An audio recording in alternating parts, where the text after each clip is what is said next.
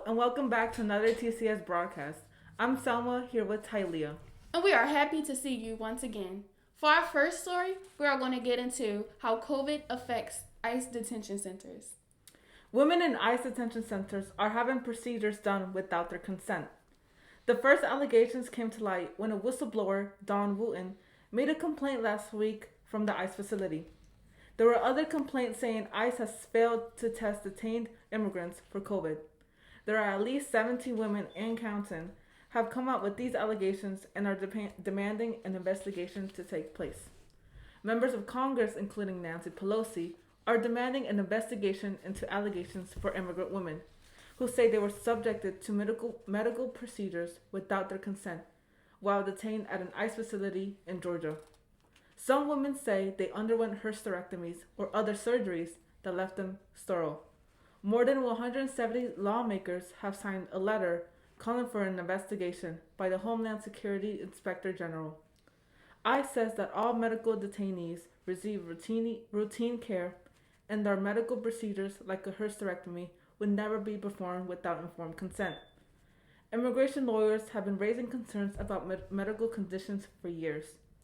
We are relieved that the public is finally paying attention, even if it took shocking allegations like these to make it happen. COVID not only has affected our detention centers, but has affected climate change as well. This year was meant to be the year where we took time to take back our planet, but instead, we are moving backwards as a country. Last year, I talked about Greta Thunberg and her increased awareness across the globe about climate change and its devastating and irreversible effects. The main goal of the 2015 Paris Climate Accord was to limit the rise in global temperatures to 2 degrees Celsius above pre-industrial times, but scientists say that the world is on a track to soar past that. COVID has allowed for our planet to reach a level of homeostasis. As the United States shut down, as well as many other countries, because of COVID, the environment benefited from this significantly. The environment has benefited from clean air quality in places like China, cleaner beaches, and decreased levels in carbon emissions. Even animals like the pink dolphin in Hong Kong have returned back to their home due to the current shutdown. Now that restrictions are at ease, pollution is slowly striking back up, and the amount of trash being produced during this time has spiked. Hopefully our nation can one day come to the realization that we have to live here on Earth, and in order to do that, we need to take care of our environment. Now, let's get into TCS student news. COVID has affected my life inside and outside of school. When we began Zoom classes in May, I thought we were going to be this way until I graduated.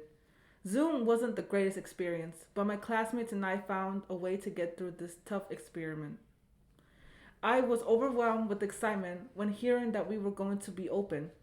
I craved social interaction in school because I have been robbed out of it for the past 6 months. Now I'm able to be better in school because I am in an environment where I'm not distracted and I can just focus on my schoolwork. I am so happy to complete my senior year at the school in the presence of my fellow classmates. Also, during the shutdown, there were protests surrounding the George Floyd incident. This sparked conversation through Zoom. As we began to get back into in-person learning, Mr. Tom, even on the first day, decided that it was important to talk about racial injustice. This has increased awareness among my classmates and I. We talked about how racial injustice made us feel, and we even got the chance to present stories on this topic. My story was about a woman who was named Chandra Bland. I got a chance to tell her story and open my classmates' eyes to the racial injustice issues that are present in today's society. I would like to thank the following for providing lunch. Thank you, Miss Kate, Mr. Tony's wife, for providing the delicious gumbo and cornbread.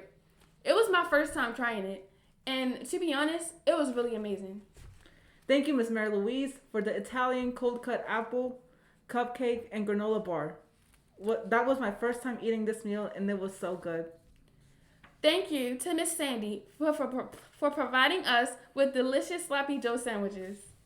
Thank you, Miss Sam, for the chicken parmesan and spaghetti with Texas toast.